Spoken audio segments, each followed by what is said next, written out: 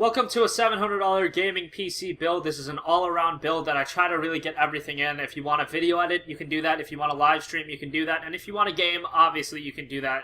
Gaming is the primary focus of this build, but I wanted to make sure I get some parts in there that let you do other things as well. Starting off with the CPU, I went with the AMD FX 6300 3.5 GHz 6-core processor. Now, originally I was thinking about fitting in an Intel Core i5 4670K into this build and going the Intel route instead of the AMD route.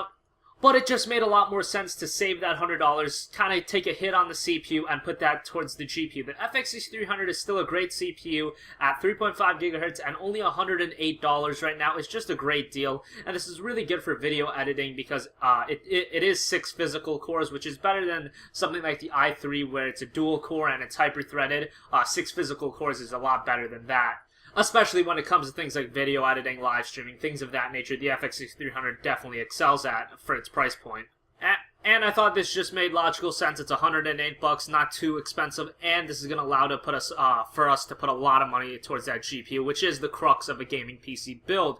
Moving on to the motherboard, I went with the Asus M5897LER20. Now, this is a motherboard I've recommended several times. Just a great all-around motherboard. It's loaded with features for only about $70.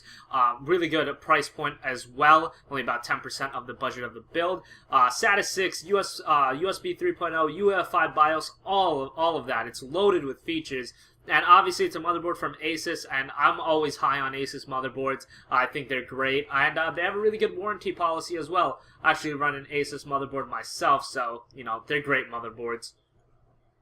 For the RAM of the build, I went with G.Skill Ripjaws X Series 8GB, two 4GB sticks running at 1866 memory, about $80 after a promotional code at Newegg right now. Pretty solid RAM, it's 8GB, 1866 memory, which is really fast, and it's the Ripjaws X Series, which is really good. This is actually the same RAM I have, and it works perfectly fine for me, and I highly recommend it. G.Skill RAM is one of the best kinds of RAM, and yeah, it is the Ripjaws X Series, which is one of their premier series, and it works really well, and I highly recommend it.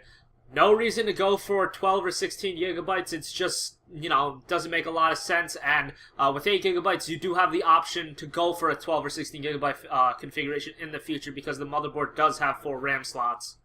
Moving on to the graphics card of the build, the most important part of the build, I was able to fit in a Sapphire Radeon R9 280X 3GB Dual X video card. This is about $280 right now on Newegg. Awesome video card. If you're into 1080p gaming, this thing's going to eat up every game that you throw at it, whether it be Battlefield 4, Witcher 2, games like that. This card will absolutely demolish them. It will be held back slightly by the CPU just because it isn't a Core i5, and, you know, a lot of games don't take advantage of the 6-core architecture of the FX 6300, but nonetheless, you're going to get great performance from this graphics card. You know, games like I said, Battlefield 4, Watch Dogs, Witcher 2, things like that, you're going to be able to max those out and get great frame rates. Also, you're getting 3 free games from AMD's gold tier of games. I've talked about that enough, so I think most of you guys know what that is at this point. But yeah, you're pretty much getting 3 AAA games free with this graphics card, which is already an awesome deal. Just a great value proposition from AMD. No other route to go with. I was thinking about a GTX 770 for a little bit, but just made a lot more sense going with the R9 280X for about $280. Moving on to the power supply, I went with the Silverstone Strider Essential 600 watt power supply. It's 80 plus bronze certified. Really good power supply for about $60.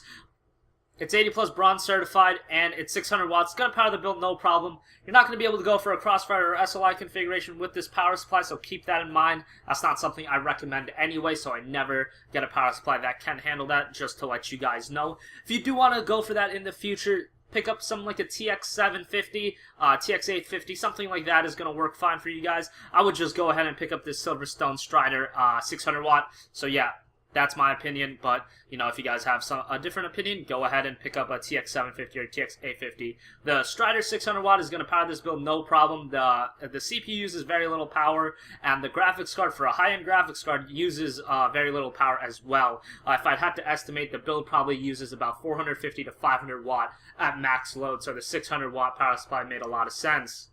Moving on to the hard drive, I went with the Seagate Barracuda 1TB. It's a 1TB hard drive for $50. Not much more to say. It's a hard drive, 1TB, no SSD in this build. If you do want to pick up an SSD in the future, I recommend something like a Kingston 120GB. Samsung 840 series is really great. Some SSDs like that, those are going to work really great for you guys.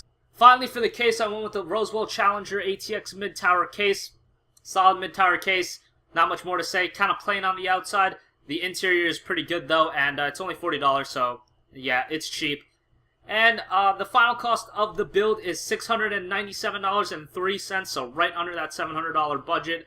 So yeah, thanks for watching this video, guys. Remember to hit that subscribe button, like this video, and comment, and I will catch you all later. Peace.